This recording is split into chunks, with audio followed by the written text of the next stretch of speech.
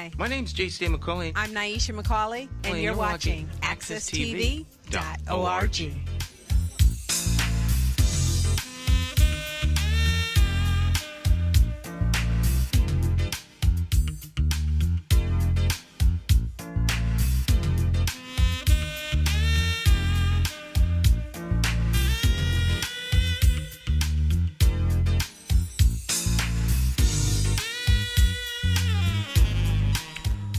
Okay, my friends, once again, it's time to get our talk on. This morning, talk with me, your host, J. McCauley, along with the champions of talk.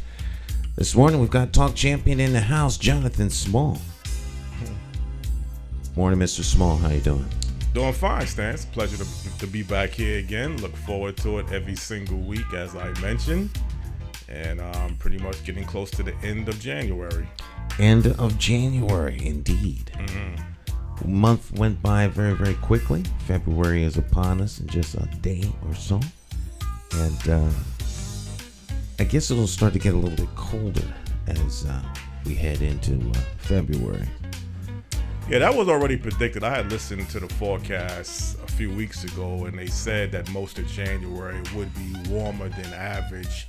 And then towards the end of the month, going into February, it would be colder and possibly some snow. It's been not that bad. I mean, you can't really complain. If you like a mild winter, I mean, if you like snow, that's a little bit different. You know, if you're a snow person, you probably regret that it hasn't been that much snow. But if you're just a person that really likes a mild winter, this has been a nice winter so far. Yeah, for the most part, it's been a pretty mild winter. Mm-hmm. Great games over the weekend, but we will talk about the games after our special guest joins us. As no doubt most of you are aware, there was a release of video footage over the weekend, Friday night, and we have that footage and a special guest. So we're going to jump right into the conversation this morning. And so we'll let Jonathan Small introduce our guest, as that is, he is our official booker of guests. So, Mr. Small, you have the floor. All right. Good morning to people out there on Morning Talk Live with J. Stan McCauley Talk Show. This morning we have a guest who's playing a role in this, I guess you could say, tragedy incident that took place with Tyre Nichols, and he will definitely explain in depth his role, his thoughts on this particular issue, where things are going at. This morning on Morning Talk Live with J. Stan McCauley Talk Show, the guest is the lead activist on the behalf of the Tyre Nichols family, no other than Casio Montez. Good morning, Casio. How are you doing? I'm doing all right. It's Casio. Casio, right. I thought so, man. Casio, okay. Right. Casio, could you kind of let people know a little bit about yourself and background briefly before we get into our topic of discussion? Well, I've been active for like almost 6 years. I'm part of an organization, Put the Guns Down and Fight Like a Man, along with my CEO, Frank Gotti. I'm the CEO, and Frank Gotti is the CEO. Put the Guns Down and Fight Like a Man. You can look it up on social media, on Facebook, Instagram, or whatnot. I've been doing this almost 6 years. I've stood up, been a voice for people for like 6 years at the most.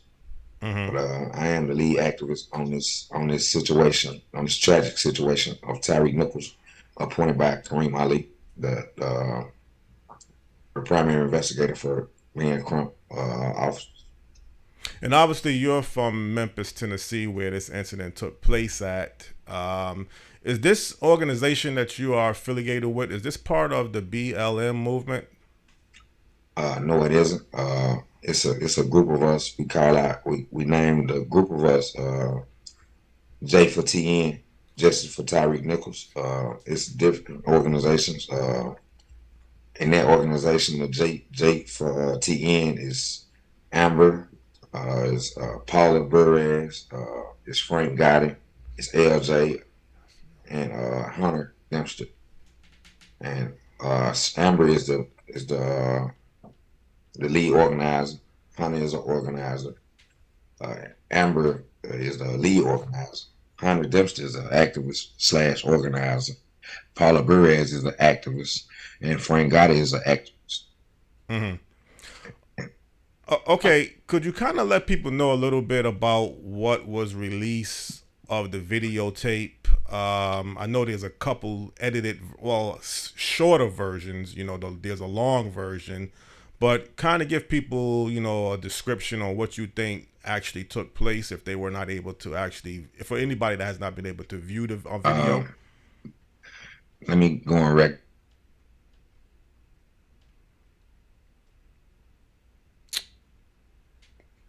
Like he's freezing now. Casio, if you can hear us, your video froze up. Yeah. Like my word, and I end up watching it, but once it got too disturbing, I didn't watch it. I stopped watching it. But let me say this too also. I didn't need to watch the video to know what had happened, because I've been doing this for quite a while. And once you looked at the hospital picture that the father had took, I can imagine how it went.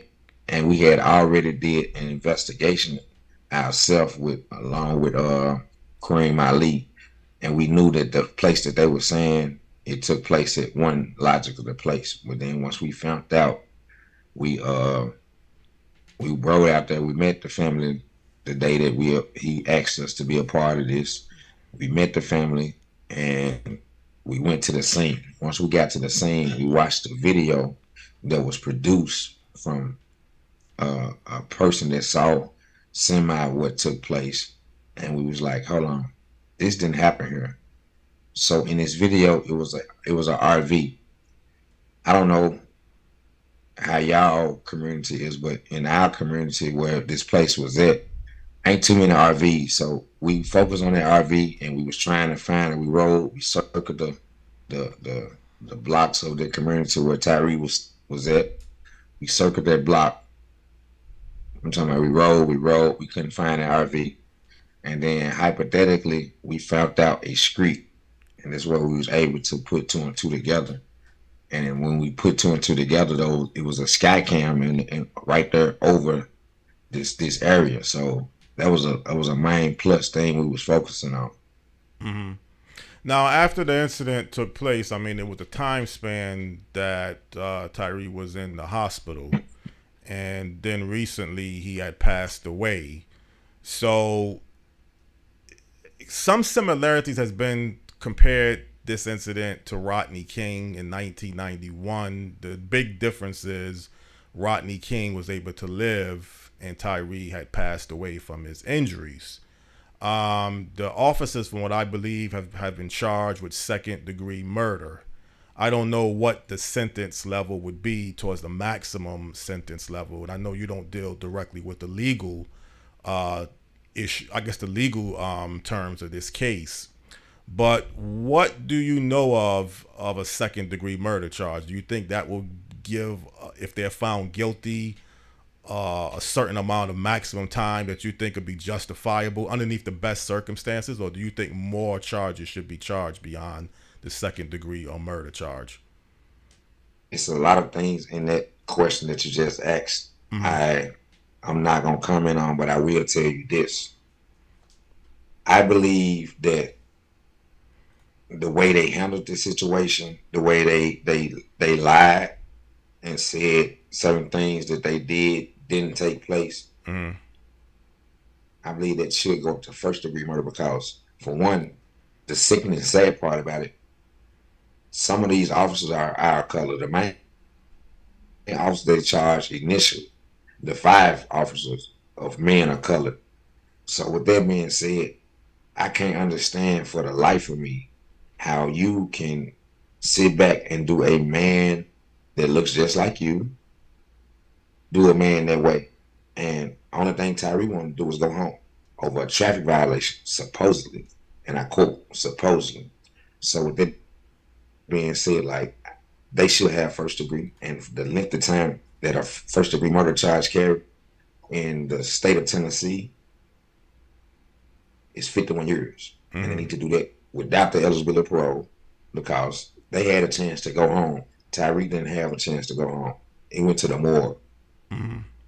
And also, there was other officers on the scene that basically stood by and did nothing. So I guess you feel there should be some charges brought against those police officers that just stood by and didn't even try to stop this incident. That's one of the demands from the family. That's what we're focusing on first. This Preston Hemphill, he was a white officer. If you look at that video, I don't know if you watched the video, but initially when the traffic stop first began, he was the one that tased Tyreek. He was the one that said a lot initially when this video first came out. And truth be told, he was the one that initiated and I would say excited the situation, because if you watch the video when the officer got through drying his eyes out from him pepper spraying himself and getting caught up in the mix of his own pepper spray that he deployed, the white officer clearly states, excuse my language, but I'm gonna quote what he said, I hope they kick his fucking head in or something along the lines. And right after that, this officer that had deployed the pepper spray and got caught in the mix of it, he took straight off and went to the scene where they had apprehended Tyreek. So for that person alone not to be charged, not to have anything done to him, not to be aired publicly, like, yes, we demand it. That's one of the demands, and we're not gonna stop till all our demands are met. Family demands are first, though. We focus on it. And again, your involvement as the lead activist, I mean, do you interact directly with the family of Tyre Nichols, his mother, his stepfather? I mean, what's your role involved as a lead activist? I have communication with the family, but I interact directly with my team first. We strategize, organize, and we pursue what we came to do. And I have direct ties to Kareem Ali. Like me being in a position I'm in, I have done this for many years. The family's going through enough, so I just try to be their peace. Like, I don't really want to communicate with them. I don't want to bother them. They're at a spot now where they're trying to heal, so I let that process go through. But when it's events and things of that nature, I talk to the brother every now and then. But I'm the type of man to respect the process and respect their space. And so far down in Memphis, Tennessee, I mean, just like throughout the country, you're hearing a lot of protests, a lot of people are uproar. Has everything kind of been in order? Hasn't been no destructions like Minneapolis? I'm not hearing of anything. So what's been the whole vibe like in Memphis so far? Well, first of all, I want to say I appreciate anyone that get up and have Tyre on their heart, where they're able to get out there and organize a peaceful protest, because out of respect for the mom, that's her wishes. And we doing this for Tyre. And if you heard the mom or you look back into his background, like, Tyre was a peaceful person. He likes to do things that normally men of color don't do. Skateboard and go to watch the sunset, normal basic things that predominantly like colors don't do. But hey, Tyreek was so unique to where everybody loved him. If you hear the stories I have heard about Tyreek, like, you understand, like, he was comfortable in his own skin, and there's nothing wrong with that. You know what I mean? Like, so with that being said, I want to say again, I appreciate anyone. If you out there protesting, if you out there saying his name, you being a voice for Tyreek and know that what they done to him was wrong, hey, my heart goes out to you. I appreciate you and I salute you. Stanley, do you have any questions, any commentaries you want to ask Casio? No, I have a lot of respect for what he's doing, because, the voices have to be lifted up, because we have police officers in this country who are allowed to operate under the cloak of a uniform and being duly deputized, who are just stone cold criminals. And it would seem to me that, on the local level, that, city councils who have public safety committees, which they all do, and there's a chair of the Public Safety Committee, which is an elected official, and mayors know who these bad officers are. The police chiefs know who these bad officers are, and the fact that they're allowed to stay on the force is criminal. And it just, as long as we have these elements that are around, we're going to continue to have these problems. And the problem is that they need to be fired, period. They should be fired and never allowed to operate as police officers ever again. Just like if you had a pilot that doesn't, complete his check ride, doesn't fly a plane ever again. Mm-hmm. Yet these people are able to do these things, and they're able to be covered up. If these guys hadn't been caught on videotape, mm-hmm. if individuals such as Casio hadn't gone out doing the deep, due diligence to find out what happened, where it happened, and point out the inconsistencies, it would have been covered up. And so these things happen because bad cops get caught. Once they get caught, it rises to a level that they can't cover it up. Internal Affairs gets it, and then they cover it up and they water it down. But I would say, at least to the police chief's credit, she fired these people. Mm-hmm. But these people shouldn't have been on the force. So you're saying that was something that you felt that might have let up? This was not just the first. You have any proof to say this is the first time that they was charged or they did anything? How can you really say for sure? You can be acting, and I'm not speaking for anybody. I'm just speculating.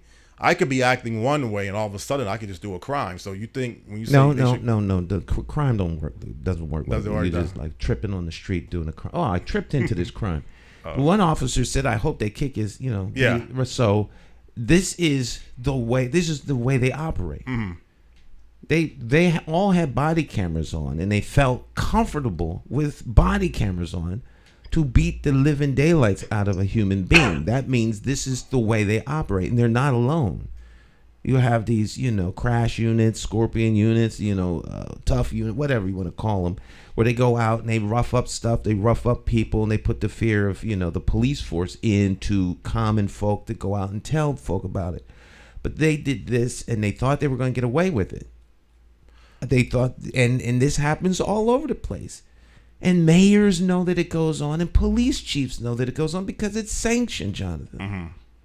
So the responsibility in Casio as well, the police chief and the mayor of Memphis, because I understand that Memphis shall have a strong mayor form of government. So the mayor is the one that can hire and appoints the police chief. So what responsibilities would you kind of lay on the police chief, like Stan was saying, that they should have been fired even before this incident? And even the mayor, how do you feel how the mayor is handling the whole situation in Memphis? First, I'm the type of person, I'm very direct, and that's my passion for it. I call names, I don't go indirect. So let's start with the mayor. Mm-hmm. He know what's going on. Before Tyreek's situation, there's been a lot of kids that's been caught up in murders. They've been murdered. Children, 14, 15, 9, 7, 3, their age. So me and Paula Perez, we've been in the last month before this happened to Tyreek, we've been on the news 4 times asking for these city leaders to reach out to us.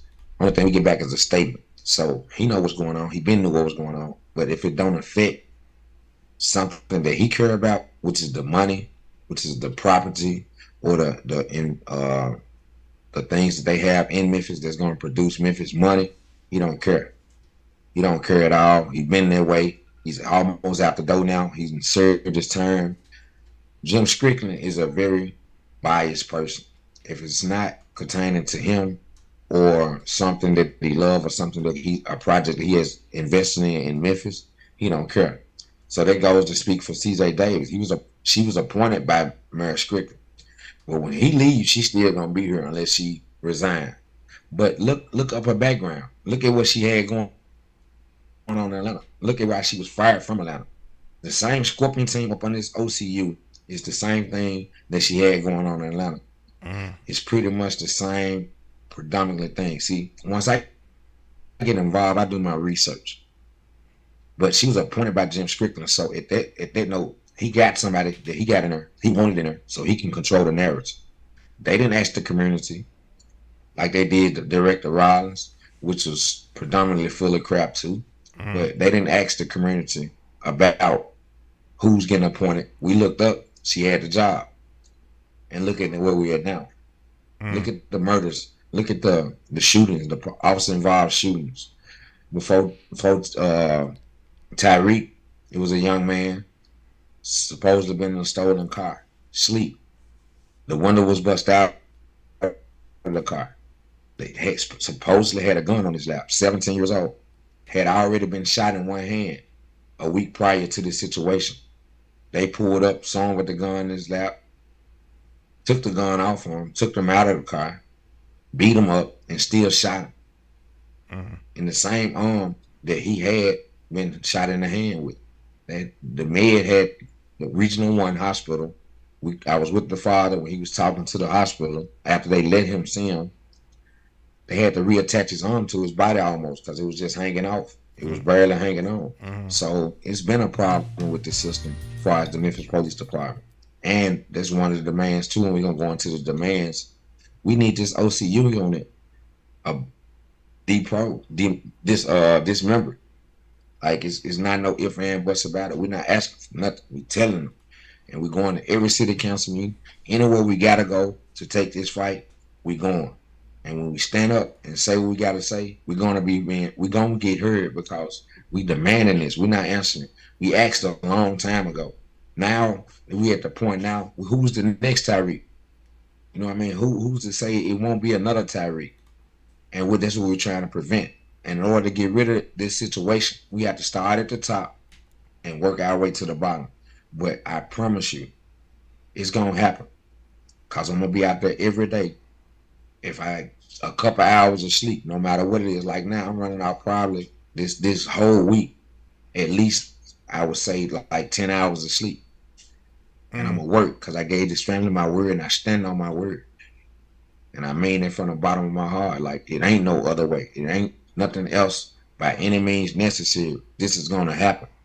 Every demand is going to get met and we standing on. I don't care who neck I got to stand on. I don't care who toes I step on. Because that wasn't right what they did. They produced the video. That took too long. Nashville just had a shooting yesterday. 12 hours later, that video was out. Why did they wait so long to release the footage?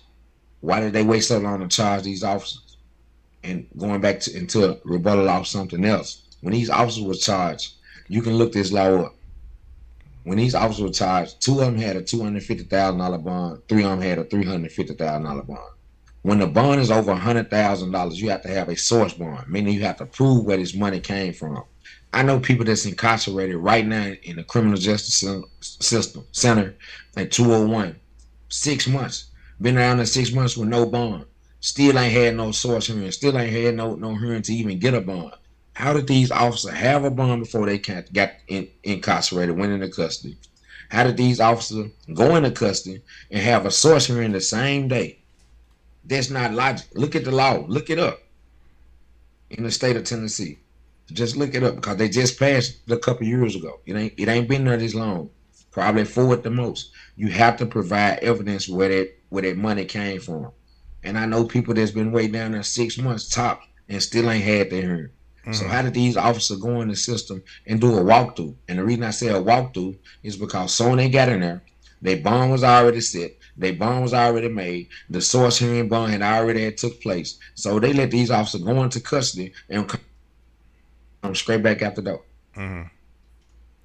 Yeah, and right now, technically, all 5 of the officers are out on bond.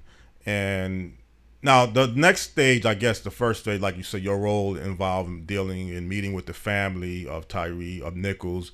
They're going to have the funeral this week. And I would assume that's going to draw a lot of national media coverage because it's really shocking everybody. I mean, President Joe Biden, I don't know if he's going to attend the funeral or not. But again, leading up into the funeral, is there any other march. I guess there's daily marches taking place every single day. But is there any big plans before the funeral, or that's going to probably wait till after the funeral involving this case? Dealing with this situation and how me and my team move, we produce the information on where we're going to meet up at, probably like an hour before we go there, because we don't want to compromise, and we want everything to be a successful what we angling and what we're doing. So of course, to answer your question, of course, it's going to be something every day that we're going to be in the public eye to show people like this is what it's going to take. We're not taking no breaks. We're not accepting no, okay, we let us think about it. No, you're going to do it. It ain't no ifs and buts about it. We standing on this. We standing on business for Tyreek. So if you don't want to do it, just expect to see me.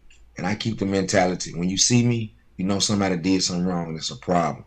I don't go to public events that they have. I don't do anything like that. When you see me, I always want to keep you in mind. When you see me, my face and my team face, oh hell, somebody did something wrong, and that's how I want to keep it. So when they see me, they know, hey, it's about to be a problem, and you're gonna listen. You're gonna have to listen, because we've been accepting weights. We're gonna do it. The runarounds a long time. And this time they can't produce nothing to say Tyreek was wrong. They can't produce nothing to say he had a gun. They can't say he was a criminal. This young man rode skateboards. He went to Shelby Farms to watch the sunset just to take pictures and listen to music and be goofy. Ain't nothing wrong with that. Like, that was his life. He had a right to do it, and they took it away. So they can't control the narrative on the situation. I done stood up for a lot of people in my time, and it's always be, oh, he had a gun, or he was a drug dealer, or he was a thug, or he was doing this, he was doing that. They can't say none of that about this young man. And Tyreek making a way for a door to be open, not only in Memphis, worldwide, because people are listening. That's why protesters and people are standing up and having his name out there in the public eye, because they know what they been going through in their cities and states. So this is not only about Memphis. Tyreek going to make history, and he's going to become great behind the evenness that they plotted on and did to this young man. And I salute that. Well, again, Stan, I mean, I don't know if you have any more questions, anything you want to ask our guest this morning, or you kind of want to listen. You know, I'm listening as I always do. I agree with what he's saying 110%. And that's what it's going to take. You know, we are constituents. It's our government. It's not their government. It's not the mayor's government. It's not the police chief's government or the city council's government. It's our government. We elect them to represent us. They are there to do our business, not the other way around. They would like us to believe it's the other way around, but you don't have the right to go out and execute judgment on people. You're not Judge Dredd, jury, executioner, and judge and everyone else. And that's how the police are operating. Maybe not all police, but the police are operating in that with that kind of authority, and that the authority comes from the top down. Now, Joe Biden wants to do something. Roll the Justice Department into that police department and find out exactly what happened. This doesn't take 6 years unless you're trying to find some way to cover it up. It's very clear what's going on. And the inability of supposed experts to come to a quick and swift conclusion is unacceptable. It's unacceptable. But let me ask you a question. Do you see any direct similarities? Because people are saying this is similar to the Rodney King incident. Or do you see something a little bit different in this case?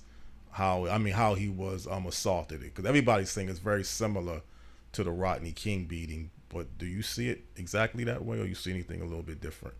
I guess if you figure that the way the police officers beat him, I don't know the situation that led up to Rodney, and I don't know the situation that led up to here, so as to say that they are similar. Rodney King would not have been discovered had there not been somebody videotaping him. So, right. Now we have technology that's much more advanced. You have body cameras, and then you have something that's on the pole up above the street, that was recording this whole thing as well. So I think the similarity would be that the police officers didn't think anyone was watching them beyond their own body cams, which to me is, no one, in my opinion, this is, let's say, a stand, not necessarily the truth. In my opinion, when you know people are observing how you behave and act, you act differently. Right.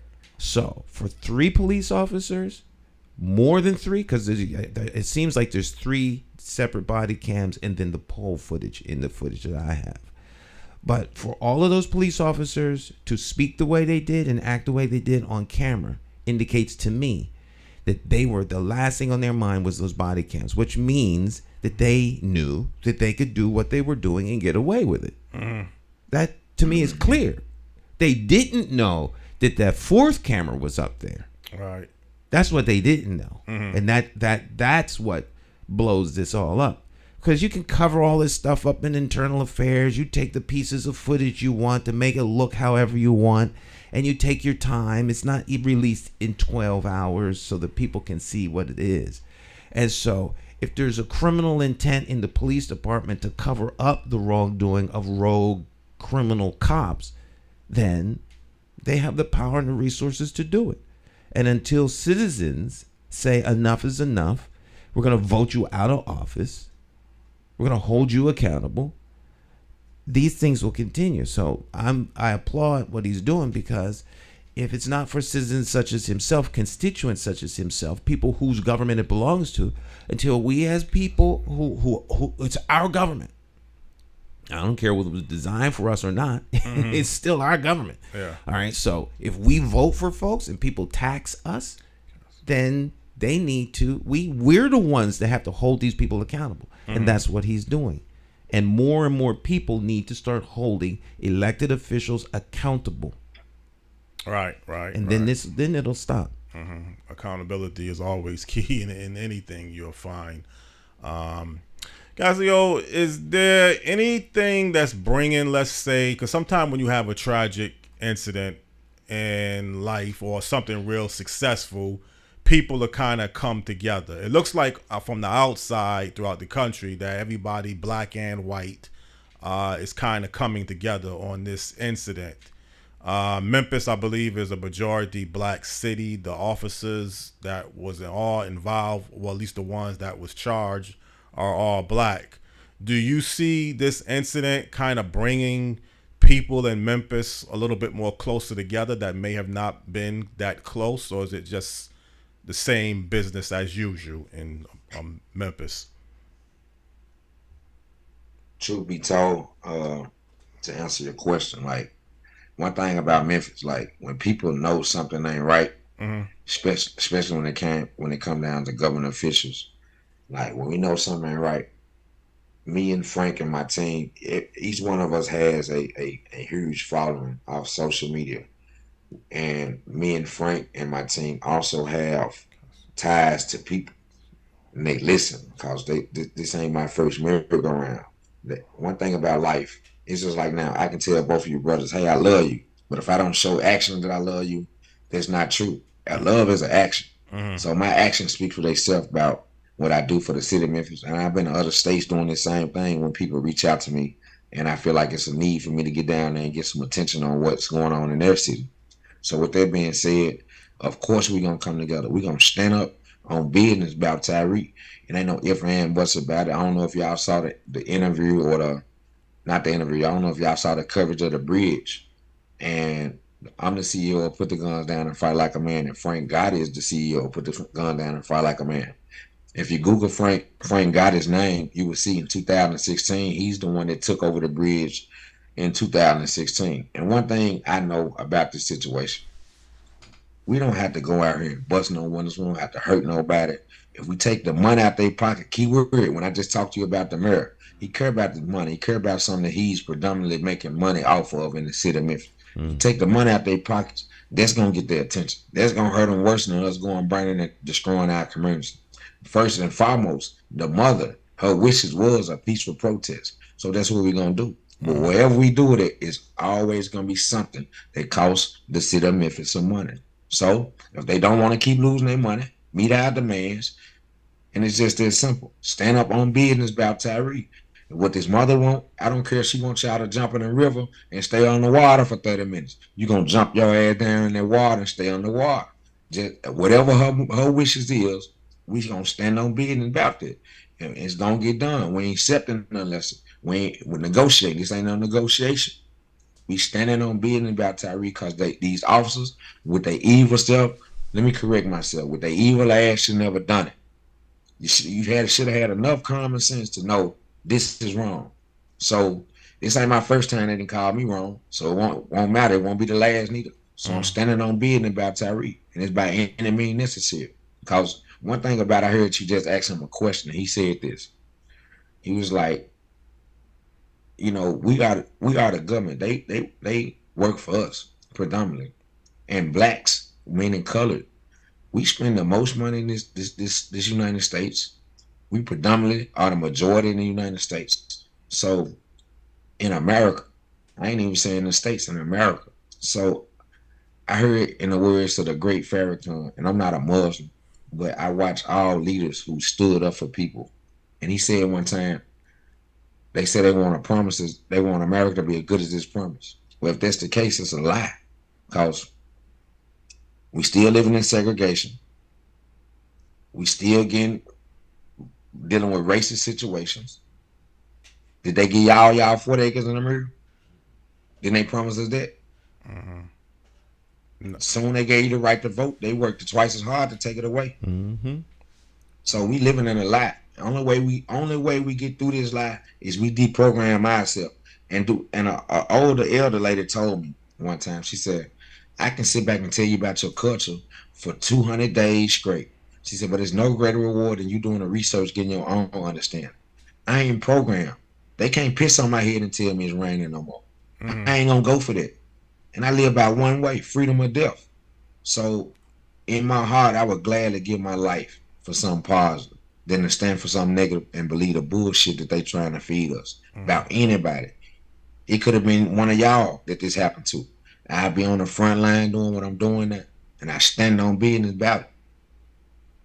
Well, one thing that, you know, and I'm not saying what's going to happen or what's not going to happen, but usually when you start to see rioting and damaging, it's usually after, let's say, a verdict decision, because that was the case with the Rodney King. The verdict decision, the officers were not found guilty, and then that's when all hell broke loose. So again, I don't know exactly what the verdict decision, I mean, it might be some comparisons. People are hoping it's going to be like the George Floyd verdict. But again, you never really know for sure one way or the other. So there's going to be a lot that's going to lead up towards the trial and then the final verdict decision. And clearly everybody is expecting these officers to be found guilty. And right now, I would say charged with second-degree murder. I mean, that's where the technical rams stand at this level. But just keep in mind, Stan and Casio, it's always usually after a verdict decision. Well, I don't know if that's exactly what took place in Minneapolis. I don't know if. Let me say this, Jonathan. Mm-hmm. One thing about Memphis, we can press one button and we'll tear this motherfucker up. Mm-hmm. We ain't on it. We standing out what the family want, what the mother and the father want. And on behalf of them, let me read these demands off that they asked. This is demands out of family. And then I'm gonna read the demands that's gonna change the situation where hopefully it won't be another Tyre. And we standing on the family demands first. Those got to be met expeditiously, without any type of negotiation, anything, because they're simple demands. They dropped the ball. You put some people in place to protect and serve, but they out here killing and destroying. Now that ain't right. And they are public servants. We, by the taxpayers, we pay their salary. Mm-hmm. So they ain't negotiating. Mm-hmm. So with that being said, one of the demands was release of the body camera footage. We done that. Charge the officers. All of them ain't been charged. They haven't met that completely, because we want everybody who was at that scene. If you stood back and you looked and glanced at Tyre, sloop over. They picked him up. He slooped back over. You know he needed some assistance. You know he needed medical attention, and you didn't do that. We want your ass to be charged too accordingly, though. We want you to be charged accordingly. As far as a job representing the city of Memphis, of any aspect of taxpayers' dollars supporting your salary and your livelihood and putting food on your table, we want that took away off the meat rack. I'm talking about expeditiously. Okay, with that being said, it boils down to certain things that I look at and understand. These things should have been done without us enforcing.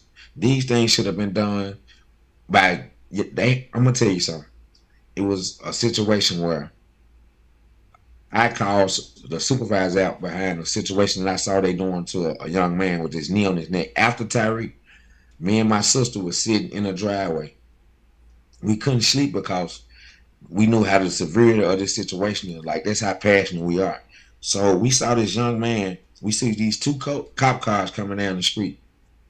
When we saw the cop cars, she was already on her Facebook Live. She had jumped out of the vehicle. She was like, I'm going to stand behind a tree. I'm like, you ain't got to stand behind a tree. You got a right to record them. So soon I said that, we heard the young man scream. So she take out running. I get out of the car. I run down there. As we running up on this situation, she's yelling out, gun, Casio, gun, Casio.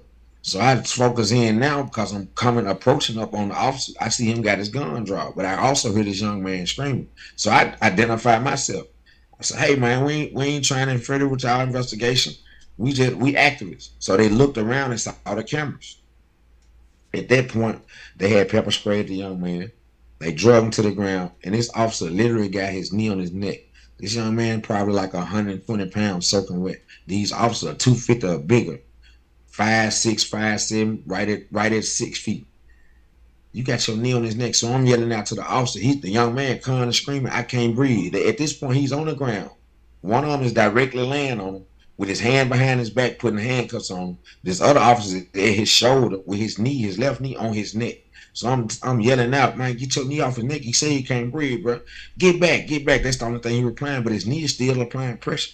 So I yelled it out 3 times. Get your knee off his neck.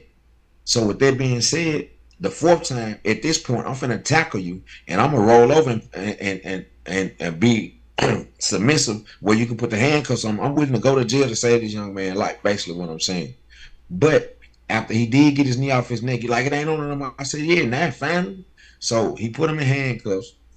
I told him to get the supervisor out there. When the supervisor did come, he went, I told him what my complaint was. He went, pulled a computer, laptop out of his car. They watched this video right then. This was probably 20 minutes after it took place. He came back and told me everything that he saw on his body cam footage. So it shouldn't have took this long for these folks to charge these officers, or it shouldn't take us to be out here protesting and disrupting things for these folks to have a normal heart to know right from wrong, and by laws that it was applied to protect citizens. Yeah, their ass should have been charged. So this really is something we shouldn't even be doing, because at the end of the day, they know what's going on. It don't take that long to watch no footage. It don't take that long to see the wrong for done in this video. And like I said, we'll go back to the demands. We want all the officers that was on this scene names publicized, and we want their files looked into.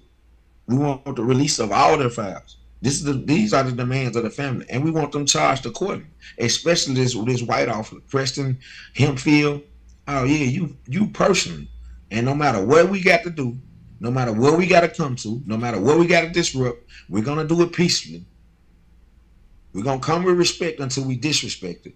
We're gonna do it peacefully, because that's what Miss Wells wants, and I'm gonna stand on whatever she asks of us.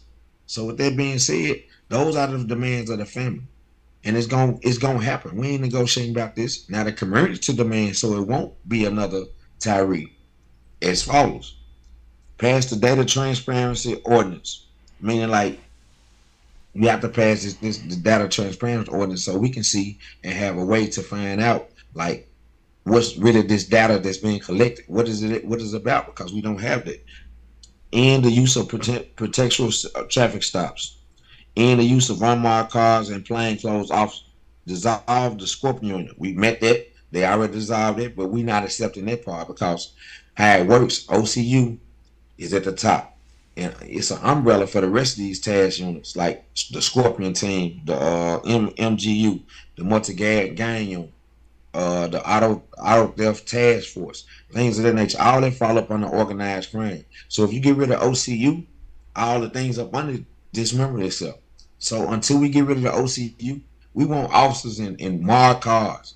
They doing the same thing, but hey, if you look at the stats of any police involved shooting, any officer involved shooting that ended fatally or just shot a person, it all came from the OCU. The police brutality, the excessive force, it comes up on the OCU. It's highly rarely, but I ain't gonna say it rarely like it's not don't happen with the normal patrol cars and the patrol officers. It happened with them too.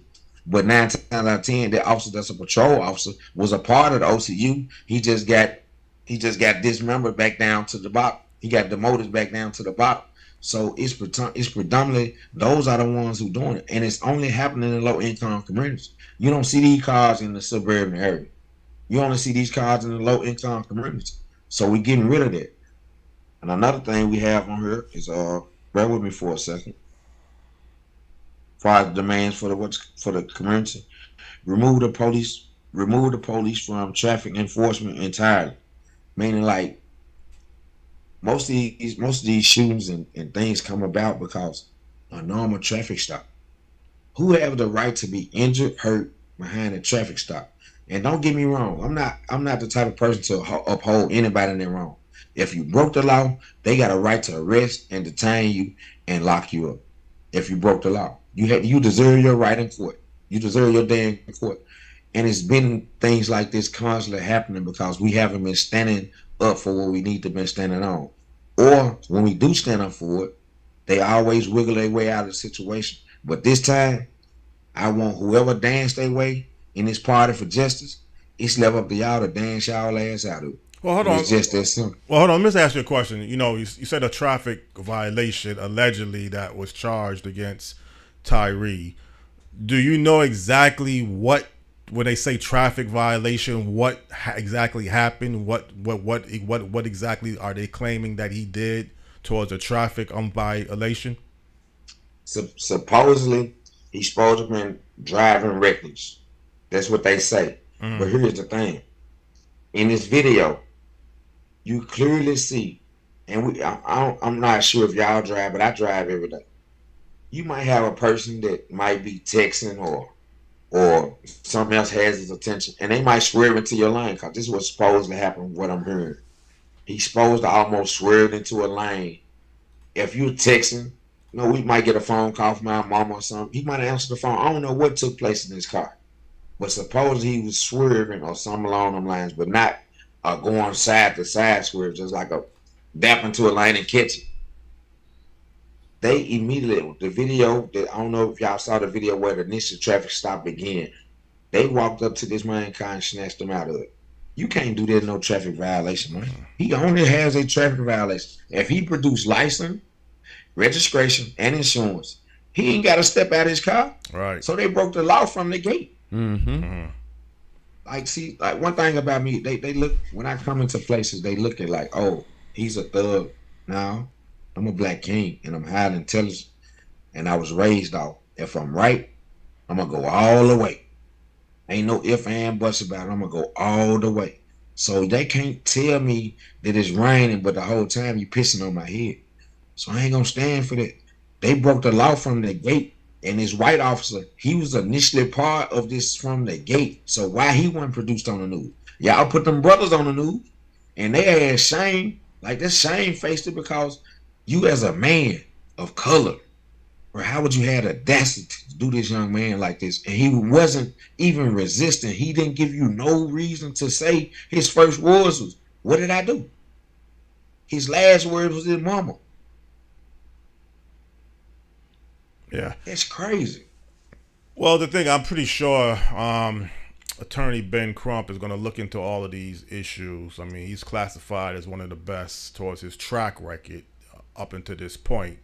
So I'm pretty sure they have a strong case, and he's right on top of this. I mean, people could say what they want to say, but if you get the results done, if you're found, if he can win this case, get the officers found guilty, that's at least gives some sense of justice to the family and to the people in the community. So I'm pretty sure that's going to be a big process. Again, Stan, I don't want to leave you out of this conversation. I don't know if you again have anything else you wanted to ask or anything else you want to say. As long as he has a voice to say what he's saying, there's no need for me to say anything else. I mean, you don't need an amen chorus. I mean, the best justice is no injustice. And as long as these bad cops are allowed to operate, you pull somebody out, you see the footage. You have the footage. I sent you the footage as well last night. Exactly. When's the last time you got stopped by the police, got pulled out your car? Through the window. Yeah, I can never recall that. And I've been stopped for traffic violations. The first thing I've been stopped for traffic violation. I've never been pulled out the car. Yeah. I backed down one-way street because I didn't want to go around the block. And the cops driving down as I'm backing down the street and he's following me. He didn't pull me out the car. Mm-hmm.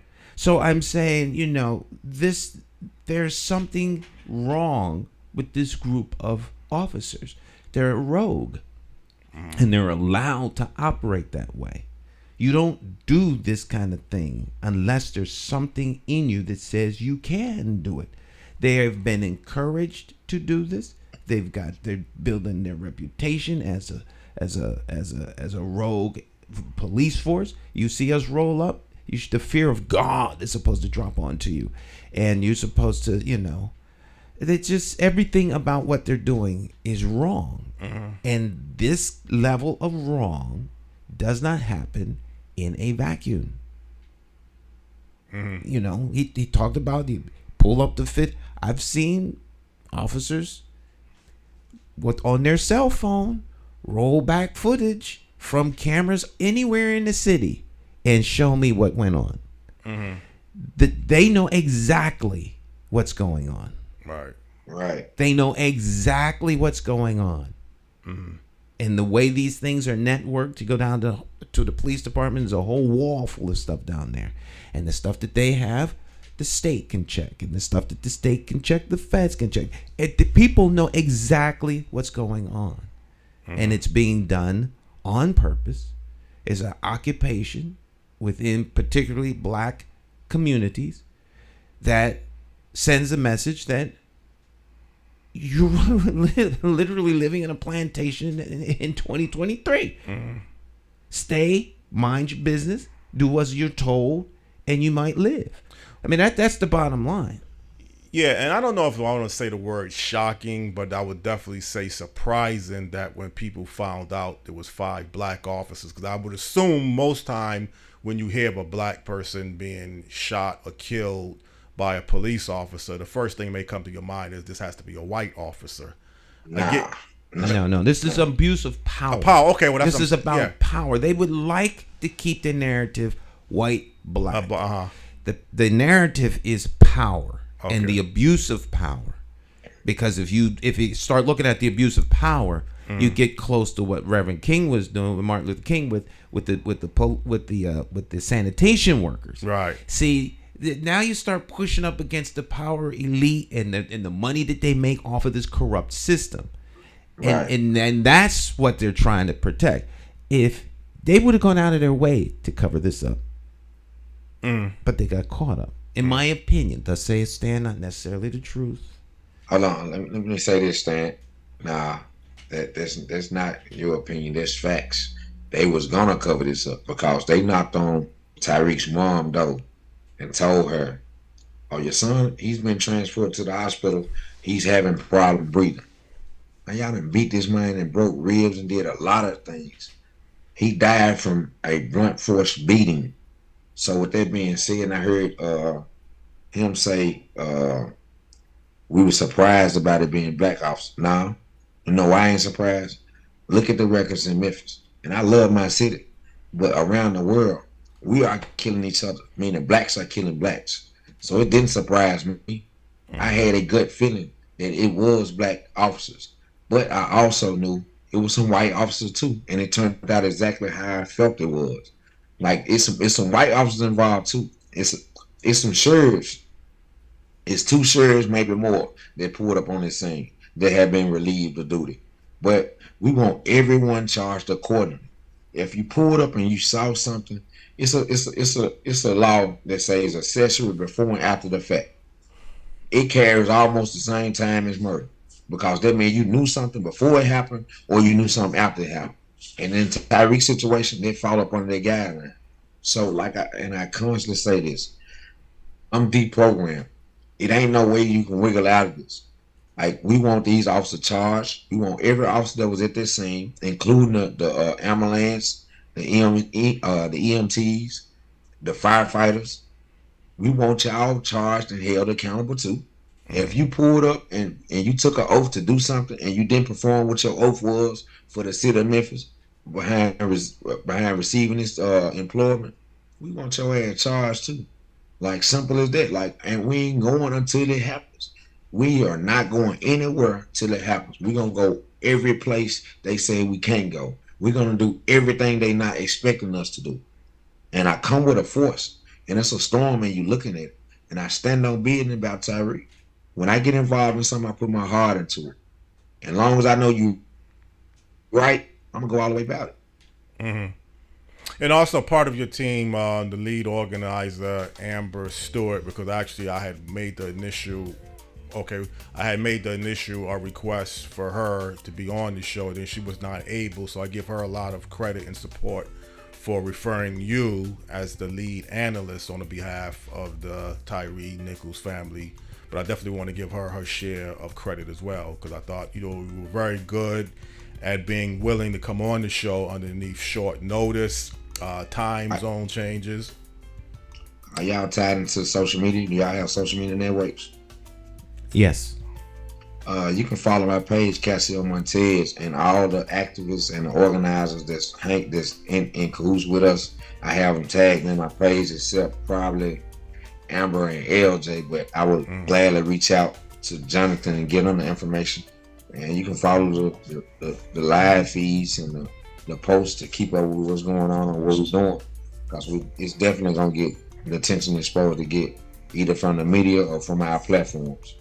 All right. Well, I have your contact information, so we can stay abreast, and I can get that information not only to me, but I can forward it to other people, like I usually do anyway. When I get information, I forward it to different sources and different people. So I have your contact information as well as you have mine.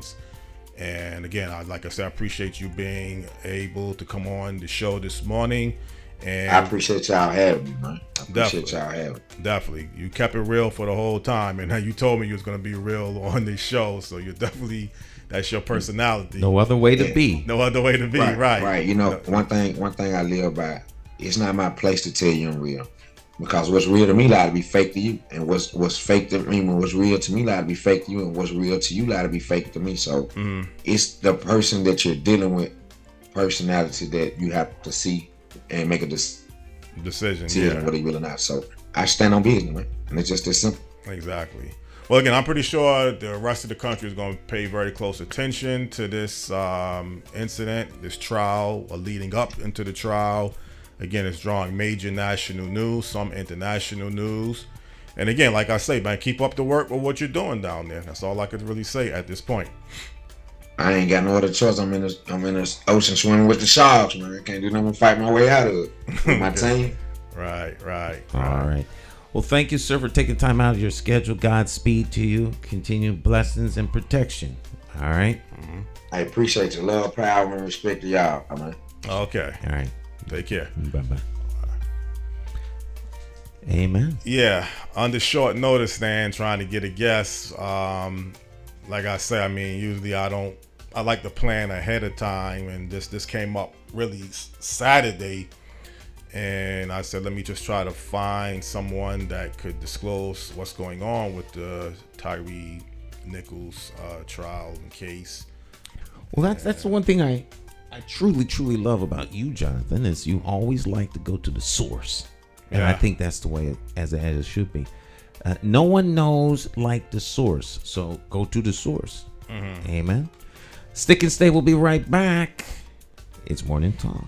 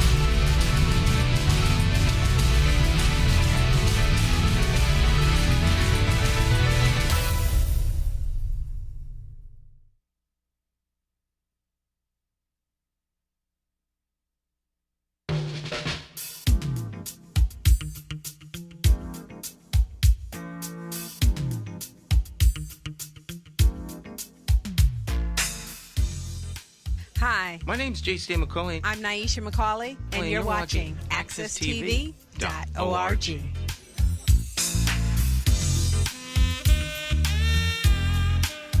All right, my friends, welcome back. Morning Talk. Jonathan Small, Talk Champion in the house.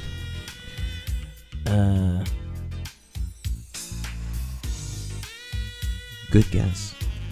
Yeah, I mean, obviously he spoke from the heart. He didn't hold back anything, and like he just said, you are who you are, and it's your determination to find out if this person is real or fake. So just because I assume the person is real, you listen to the person, you hear what they're saying, where they're coming from. Now, obviously, okay, that's part of the video. Yeah, this is the footage. We have the entire 1 hour and 20 some minutes of footage, but this is the footage. It's very, very difficult to watch. It's difficult to watch the news version. It's much more difficult to watch when you see the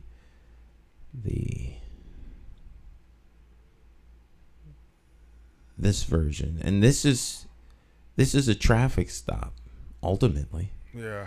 And to pull somebody out the car to beat them to death is what they did. It's just it's just excessive use of force.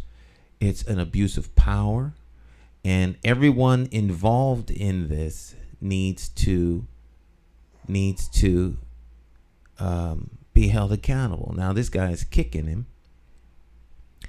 and there's a certain element of human nature that tries to prevent yourself from being hit. If someone's pepper spraying you in the face, naturally you try to rub your eyes. Yeah. They're telling you put your hands behind your back. All that's not necessary in order to detain him. He's not a threat. Well, is he handcuffed, Stan? At this point, yeah. Okay, because once you handcuff somebody, you pretty much have them under control. Right, but I mean, he's under. If you can't assess who's a threat and who's not a threat, then you're not in the right business. I mean, this is absurd. And it goes on. And, it just... Yeah. Well, like you said, that's a long version, the one that you have on, over an hour. Most people probably have been able to watch the shorter version, like the 6 to 8 minute segment. But that version is the whole entire version. Yeah, this is the release of what appears to be 3 body cams and the poll footage. There is sound, but I won't bring the sound up because it's a lot of unnecessary swearing and carrying on. But there are more than 3 cops. So there's more than 3 body cams. Yeah. But so what you're allowed to see. Always remember the power. The power of the press is the same as anyone with information. The power of the press is not what they print. The power of the press is what they don't print. All right. The power of information such as this is not in what you see, but what you're not allowed to see. And this is where you get into muddy waters. Paul Vance, who used to be the information officer for the police department, he gave a communications workshop. I was actually at that workshop. And he said, the big dog is going to eat. The big dog is going to eat. So you could either feed the big dog, or you can let the big dog come and run through your trash. Either way, the big dog's going to eat. And the big dog was the media. Yeah. And so this was his philosophy on how you disseminate information to the media. Give them everything all at once, all at the same time. That was his philosophy. Let them have full access. Give them all the information all at once, all at the same time, as much as you can. That way, then they know. When you don't give all of the information, then people are left to believe that you're covering something up. Yeah. They don't know what it is. And in the absence of information and the truth, people make assumptions. 9 times out of 10, the assumptions are wrong. But perception is very powerful and oftentimes more powerful than reality because people think a thing. So if you don't want them to think the wrong thing, show them everything. All right. But if you show them everything, then you will see how wrong these people are. And rather than to deal with the wrong, we have folk who cover the wrong up. And part of what's wrong with America is that the leadership is so compromised because it won't do its job in implementing. I should not implementing, but in enforcing the rules. Yeah. And the accountability and consequences of breaking those rules. And so, the corruption is at so many different levels in so many different areas. And it's just sad. Well, Stan, that's one thing about you, anything that's wrong, you don't really make excuses. You may understand wrong. And I'm not really even talking about this incident now. I'm just saying I know you in life. I've talked many times about why people turn to drug dealing and there's money involved in it. And, hey, until I get caught, why not go down that road? But I know you don't justify even, I don't know if you would say legalizing, because Connecticut now has legalization of marijuana. And I know I'm mixing now a different topic into what we were previously talking about, but I mean, there's enough time to really go into this Memphis incident because there's going to be more news stories, I'm pretty sure, throughout the week. Luis, I don't know what his take is on. I'm pretty sure he will have something to say if you ask him, if he doesn't bring I'm it up. sure he has plenty to say. He and I talked earlier in the week. Oh, you did? Last week. Okay. Thursday or Friday. Yeah. To do that. But I'm saying, wrong is wrong. I didn't really want to get into all of the other issues in Memphis because I said I would just focus today or this morning on the Memphis Police role that they played in the murder of Tyre Nichols. Because I got a tendency sometimes of mixing other things in a similar fashion towards police killings and police brutalities. But when a police officer does something, they're supposed to be upholding the law. So if somebody kills somebody, on the streets, usually it's not going to be random. Usually the person is usually involved. Every now and then it could be a random killing too, though I won't say it never has happened. But if you grew up in an environment that was a hardcore, dangerous environment, and you was walking in the wrong place at the wrong time, or whatever the case, however you want to look at it, and somebody tried to rob you or carjack you, and then they just beat you to a pulp and kill you. I wonder, as a society, are we really looking at these incidents too? Again, I didn't want to bring this up over the show because this is 2 different topics. Then, so that I understand the nature of your question, are you saying just a regular person or by the police? Who's I'm saying now a regular person. I mean, there's been incidents throughout our country in dangerous areas. The police is one thing because the police are supposed to be upholding the law. So you don't expect the police to really do anything to assault people or kill somebody. That's what's making it so shocking. Right. I'm saying we have a society in dangerous areas where you could be driving down the wrong street. Somebody tries to rob you or steal from you, and sometimes people may resist. Some people may not want to give up their money. They may not want to give up, what you're asking. When you're being robbed. When you're being robbed. Yeah. So some people say that America, we are the greatest country, but we could be the greatest country with a lot of serious problems. Every place. Everybody has problems. Yeah. You know, greatness doesn't have anything to do with whether or not there's a problem. Like being wealthy. You can be very wealthy and financially independent and get anything you want, but your life is spiraling out of control. They're not connected to each other. Well, Out of control life is an out of control life. No, but I'm saying a problem is one thing, but when you have structural elements, I mean, some people will say, okay, yeah, anybody in life, you're not immune from problems. You know, you are well off, and then you have a friction with your girlfriend, your wife, your husband. That's one thing. It's another thing now when you are domestic violence, you constantly are abusing your children. That's what I'm saying about the problems that America may be dealing with. Well, I think America has lots of problems.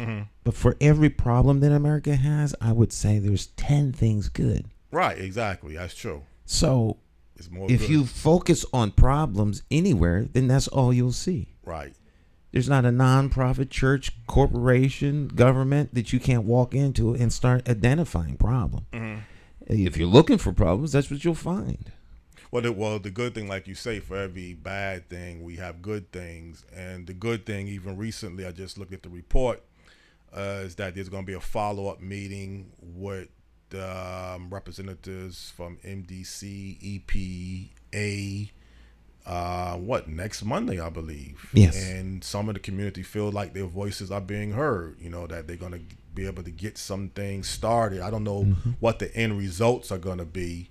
But, you know, Bridget Prince was able to follow up with EPA, get them back to have a meeting set up and get some actions taking place, at least leading towards actions. Yes. And I think that's the good thing about, okay, you have a problem, things are not working out, but now we're going to try to get the problem resolved. We're working towards resolving the problem. Right. So you have a citizen who is in touch with the administrator, the regional administrator, the Northeast regional administrator of the EPA, and he is coming here with his team to hear her concerns as well as the community's concerns. Right. You can't do that in many countries. That's what I'm saying. You're right. You're right. That comes because you live in the United States of America and you have rights as a citizen.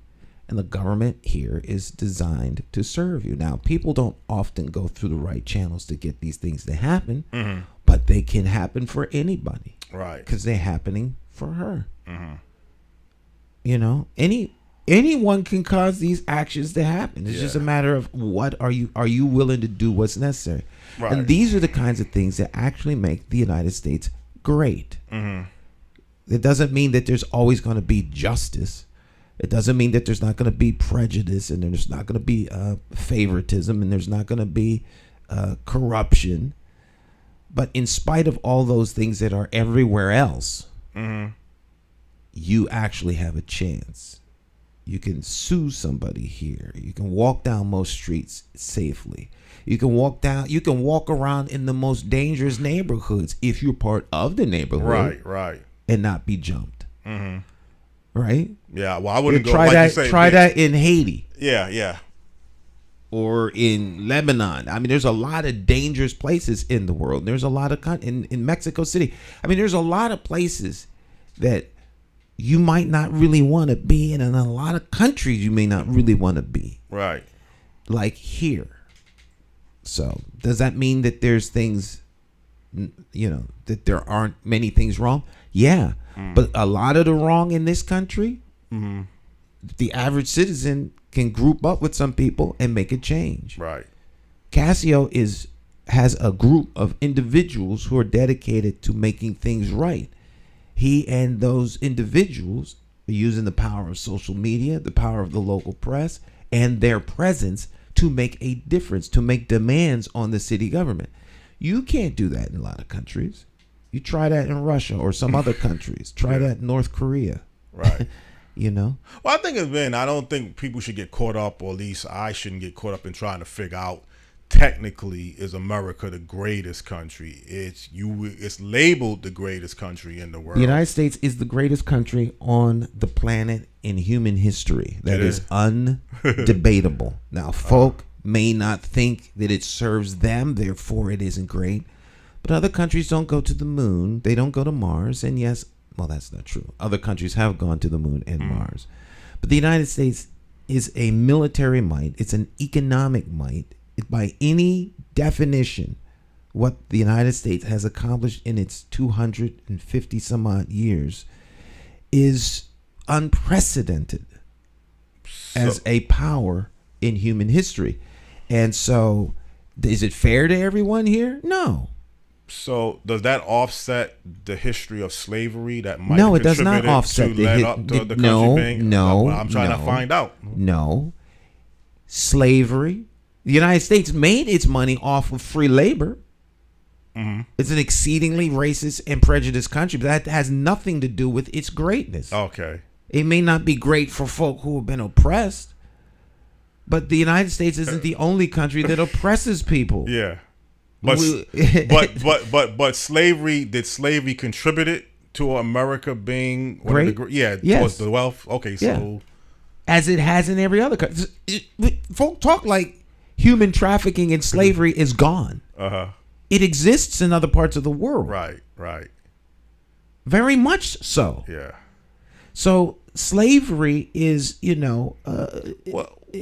exploits the human being and steals the worth and value of an individual for someone else's personal gain. Well, did Canada have a history of slavery? I don't know if did Canada have slavery? Canada is like not America? real nice when you start peeling back layers of the onion in Canada and you see how they treated the indigenous people there. Okay. Every country of greatness got there by exploiting something. Right. Great Britain plundered the world. Well, even when we say slavery, that's keep in mind it wasn't up until the 60s, even though slavery had ended. Slavery has been around as long as human history. Right. But I mean segregation where people couldn't go sit down at, the Ku Klux Klan. Right. I mean, those things are blatantly wrong. There's no excuse for them. Will the country come to a place where it ever gets beyond that? Who knows? Right.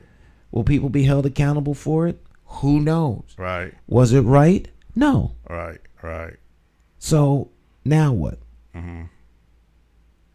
Well, we're still the greatest country, even though right. That's what I'm trying to find out. Right. The Ku Klux Klan and assassinating President Kennedy, Martin Luther King Jr., maybe the FBI was involved. I mean, Lincoln, Jonathan. I'm just trying to find out. Right. If you're looking for wrong, right, and errors and egregious acts and a country that will bomb another country into the ground to save a nickel on a gallon of gas, the United States is guilty of all of those things. Right. There's nothing to do with whether or not a country comes to greatness, because 1,000 years from now, no one will look back in history and pick out those little things. It's just like if you go back in time and look at the Roman Empire or the Grecian Empire or ancient Africa, the Mesopotamia. I mean, you can go back in time and look at the greatness of past empires. You can also look at their fall and collapse. They all fall and collapse. The United States will be no different if time is allowed to continue. So we here and now can pick apart the greatness of anything. Pick a family of great stature. You want to pick apart Martin Luther King? Well, he had a mistress. I mean, you can go on and on about all of the people who might be great or heroes and pick their lives apart till you find out they're nothing but common scum. Well, again, if you're saying there's no doubt or there's not even a close, you didn't say it's not a close second towards who's the greatest country, that America clearly is the number one greatest country in the world. So whether there's a second, third, fourth, very close to America, there are. We can debate that. I don't know who's second. I know who's first. Well, they always say China's the second superpower. I don't know if that's even accurate or not. It might be economically. I don't even know if that's true. I don't know if that's so true. Right. China may not even be the second superpower. I mean, they make a lot of. You need to get your guy back up in here, Professor John Glasgow. Yeah. Yes. He was on 3 different times. I usually like, okay, I might have to bring him back. Bring him back. Talk about American. The world. As most entities define power and greatness, I think it's undeniable that the United States, with its 280 military garrisons on the planet, is a global superpower. Right. It is becoming abundantly clear that Russia is not. Right. So again, I mean, I know I'm probably going to have a guest for February back in Ghana. And we'd already talked about the Pan-Africanism movement. The only thing is, you're not, and you don't speak for anybody else, so you're not like some of the Black Americans who feel like they can't find peace here in the United States, so they have to move to Africa. You don't. That's just not for you. That might be for them. I live here. You live here in your mind. I live in my head, Jonathan. Right. I'm not so I can be content wherever I am. Right. Wherever I go, I take me there. Right. If I'm not going to be content here, I won't be content anywhere. So it doesn't. Wherever I am, I'm going to be content. Yeah. But that's me. I can't speak for no one else. I don't make every external issue my issue. Right. I'm more than willing to help anyone that has an issue, but I don't make all issues my issue. Well, even like I said, I got a tendency of saying things on the air and saying some things off of the air, and then I say some things I like to say both on the air and off the air. Let's try to see what we can work together towards this MDC, City of Hartford, EPA, providing good quality water and sewage. I know you might want to play a role. I don't know your role directly with the African American Alliance working on this issue or not. It seems like Bridget Prince is kind of taking the lead in some areas. She's part of the African American Alliance. And, see if we can make sure we got people who got issues with flooding and sewages able to know what they need to do. Even when I spoke to Chairman Willie DeBella twice this past week, even he suggested that, it needs to be a better communication system. He still doesn't hold fault that MDC is at fault. He always knows how to twist different things around. I wouldn't expect him to take the blame. Right. And but even he admitted that they need to do a better job in communication. So let's see, maybe in this network or myself or you can kind of bridge that gap. Well, that's not a gap that we can bridge. That's a gap that the MDC has to make a conscious decision to bridge. Oh, okay. That's any entity that is dependent on communicating what they do with a constituency or customer base. That responsibility is on them. On them, right. Okay. And them alone. They have the capacity to do so. Right. Unfortunately, many entities think the communication is not necessary. It's always an afterthought instead of, first and foremost. Your director or chief, or the head of your communications entity should be at the table with your vice presidents and the C-suite. Because how the company is perceived is very intentional and direct, or else it ain't. So, Well, see, the only thing is, I mean, when we had Cynthia Jennings on last week, and she was advocating that there's environmental racism.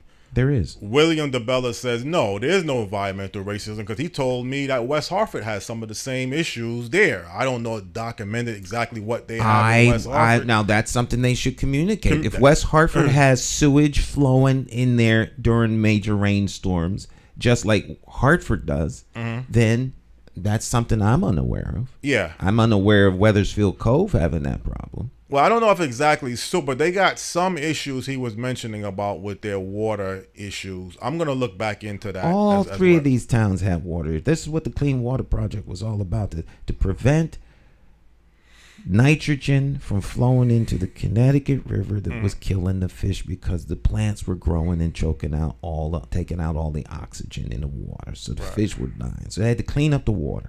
So they had the Clean Water Act. $2 billion was directed. And then they had a federal funding. If the MDC didn't do it, the feds were going to come in here and make them do it. Make them do it, right. So either way, that was going to cost them money. This was the cheaper route and the most efficient route. So the Clean Water Act was birthed. Mm-hmm.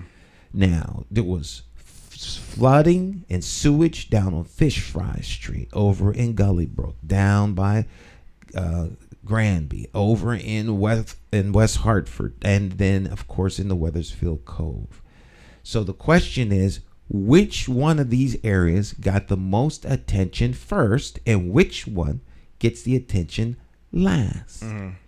Now, if they started first in the black communities, no one could accuse them of environmental racism. Right. Now, if they started in Weathersfield or West Hartford first and then Hartford, then someone could accuse you of that. Now, there may be reasonable, rational, engineering reasons why you started one place over another, but good communication would have everyone understand that from the jump, not as a practical matter after everything is almost done. Mm-hmm.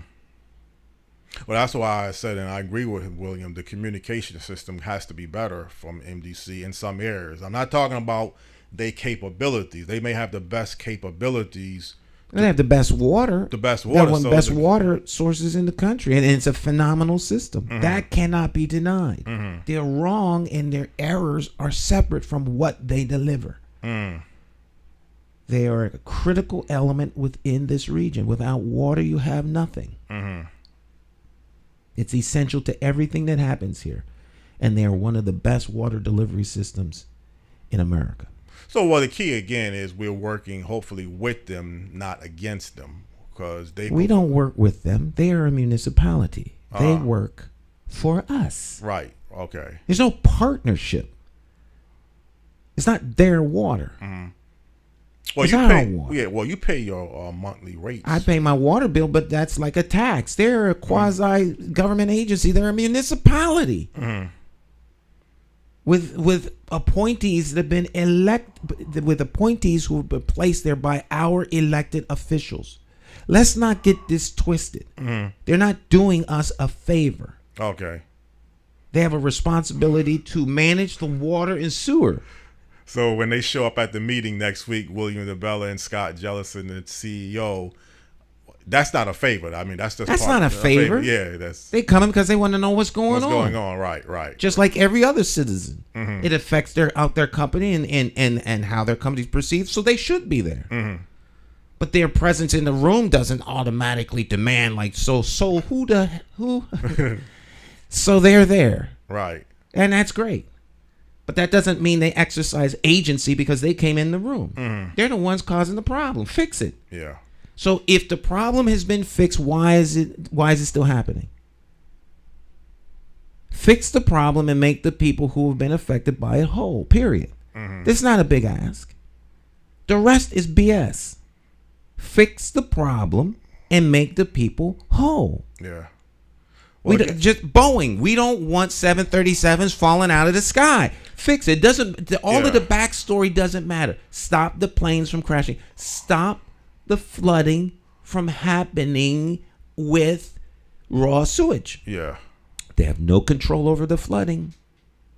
They can't stop rain, but they can stop sewage from bubbling up in there. Because something is wrong if we see raw sewage flooding up in people's houses and on the street. Something is wrong. Mm-hmm. Now, if something was done to fix it, why isn't it fixed? Yeah. That means something is wrong underground. Mm-hmm. Right?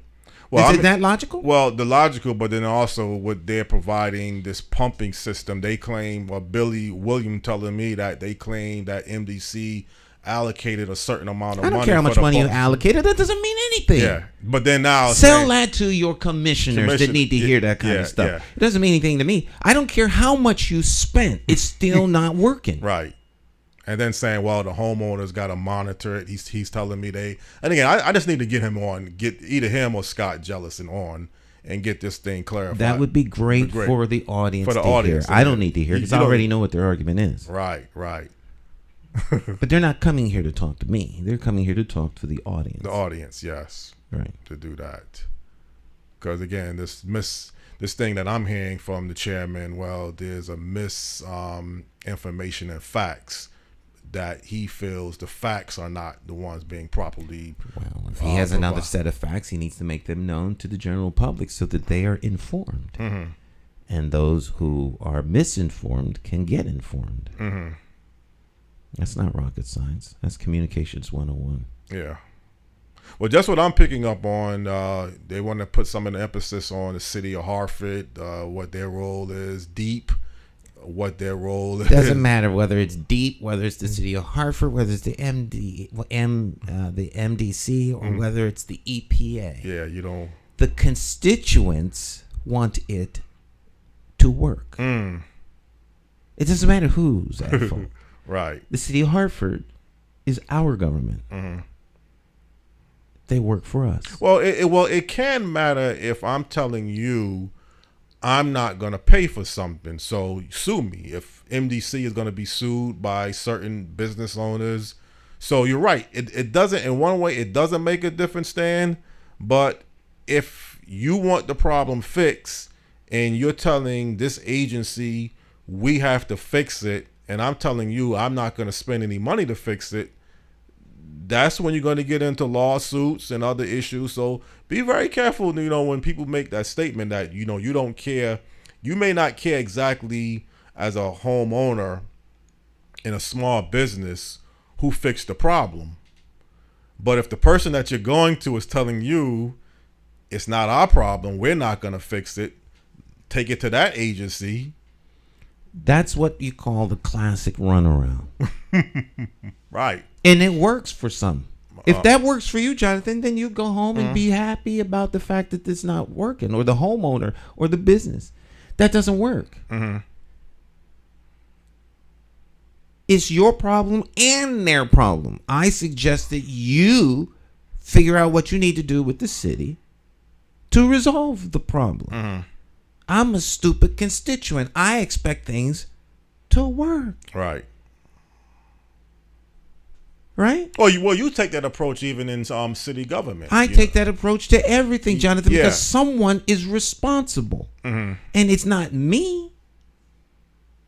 If I was the mayor, then it would be my responsibility and I would fix it. If I was the chairman of the MDC, then it would be my responsibility and I would fix it. It may not be you, but you are still this lady that was living in a home and it got damaged, and now she's at a hotel while they're trying to figure out how can they get right. it. She's So a constituent. Affected. Right. She's affected. She wants it fixed. Mm-hmm. And they blaming her for the flooding. They're blaming her for the whole community's sewage being in her basement. Yeah. How's that her fault? Mm-hmm.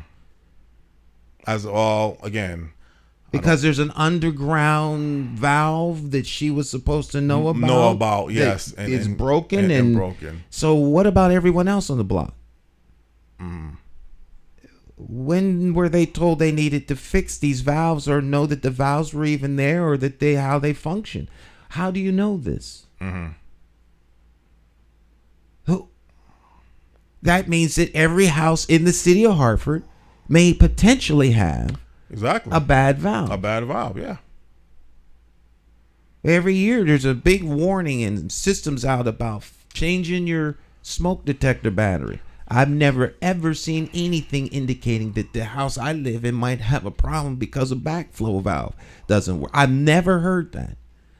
I've never heard that it was my responsibility. I've never heard that it needed to be checked.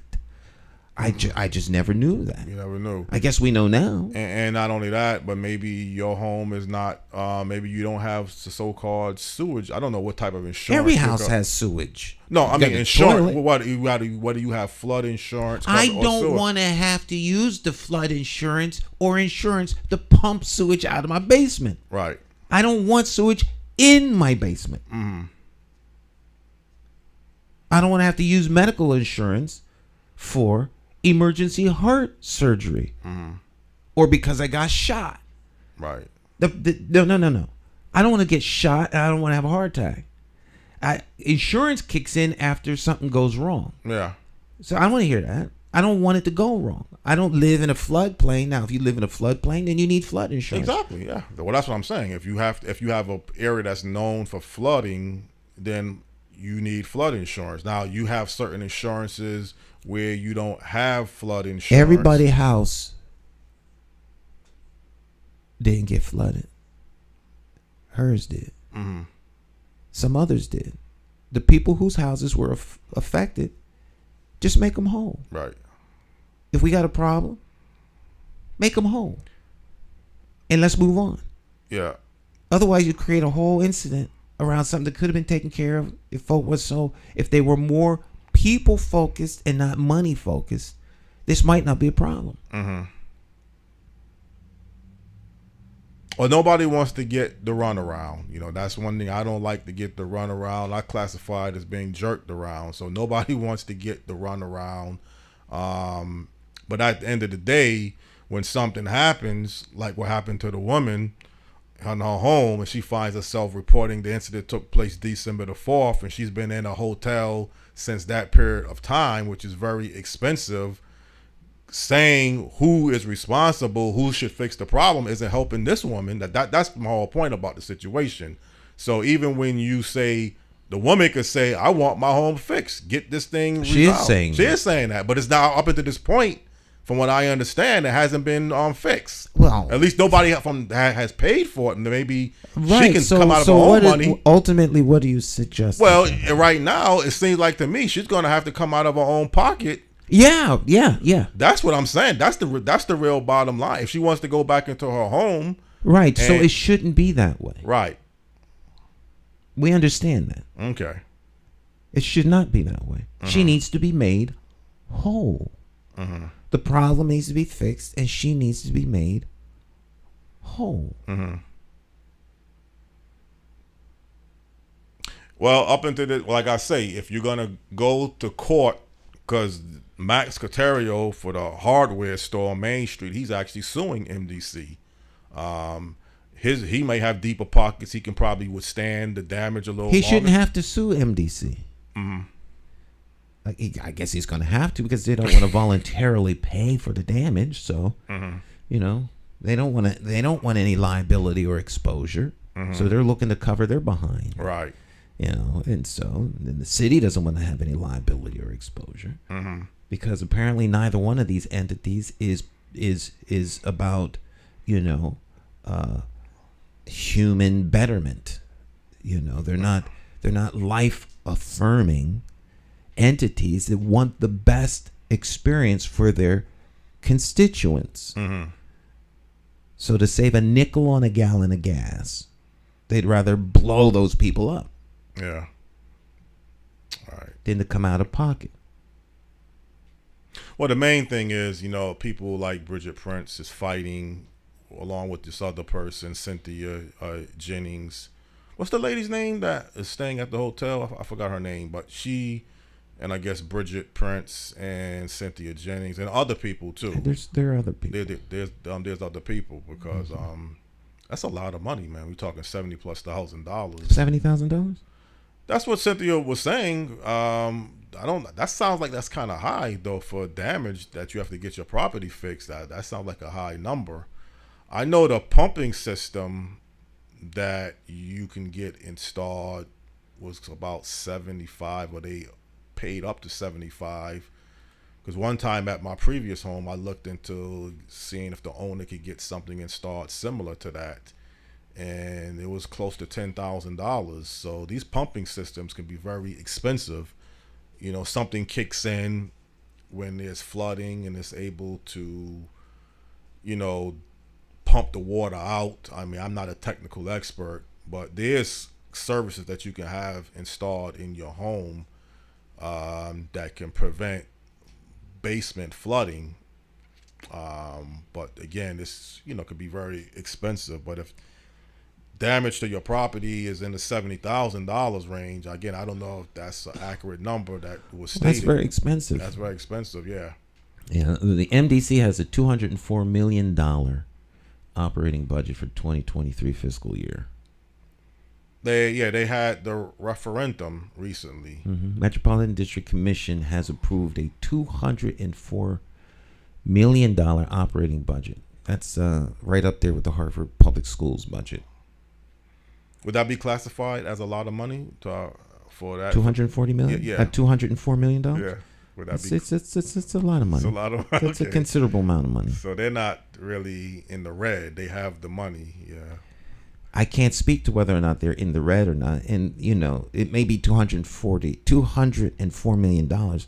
But that's salaries, it's health benefits, it's construction, it's the operating budget. So, it's a big operation. There are a lot of moving parts, from the dam that has to be maintained to the water filter system that has to be maintained to paying the foresters that need to keep the land clean so that the water that goes into your dams that feed us water can be maintained, to the sewage treatment plant and its employees and all of that operational stuff that needs to be maintained. Now, no entity wants to take on the liability of fixing every house that goes wrong. However, when it happens, you have to. Maybe they should get insurance to be able to cover the costs of individuals that don't do well because of failure within their system. Mm-hmm.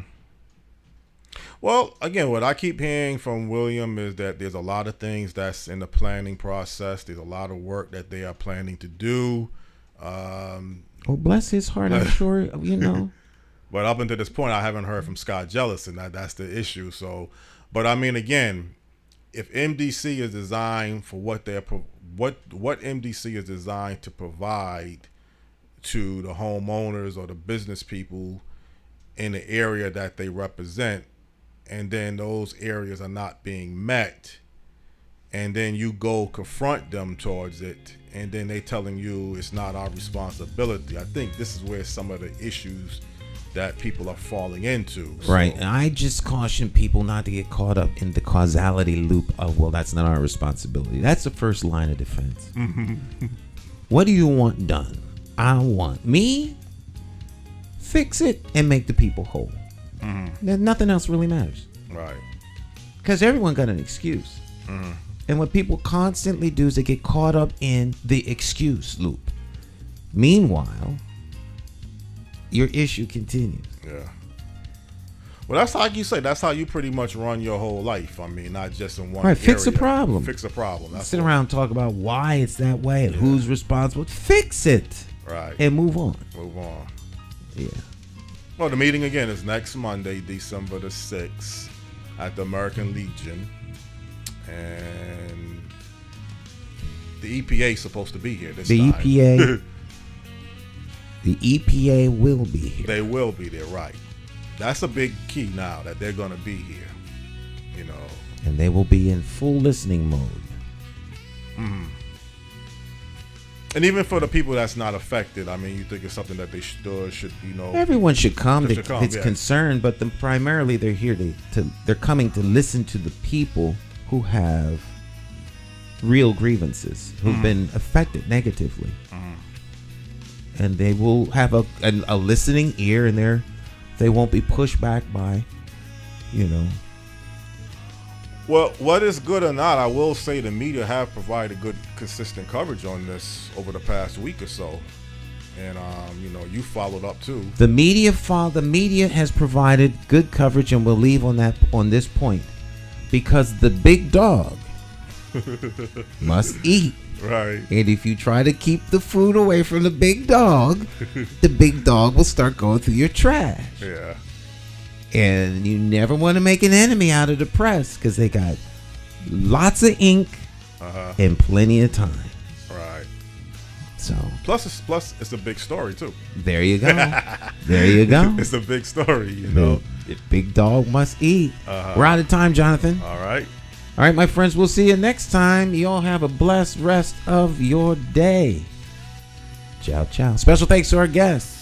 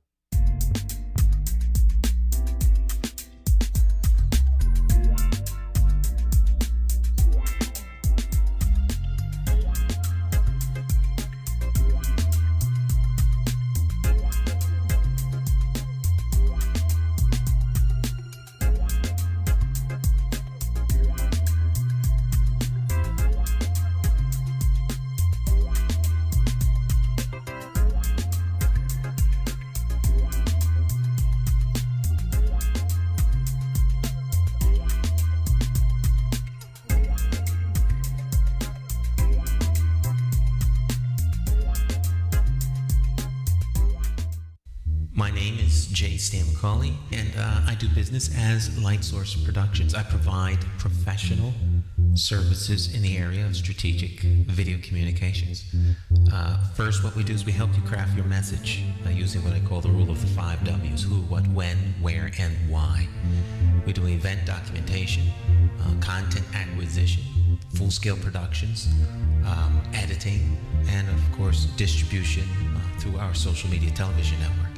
And with social media, video is more important now than it has ever been.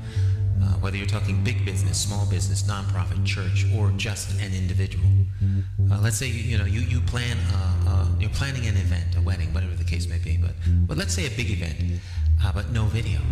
And you spent all this time, all these hours to put this event on, and maybe 100, 200 people attend the event. But more important than that is that thousands could attend by watching it on social media. But of course, you don't think about this until after the event is over.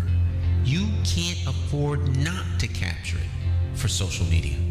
And despite what people think, I am affordable. Give me a call. Let's plan your next video project and share it with the world on my social media television network. I promise you that you will have the attention of one person, me.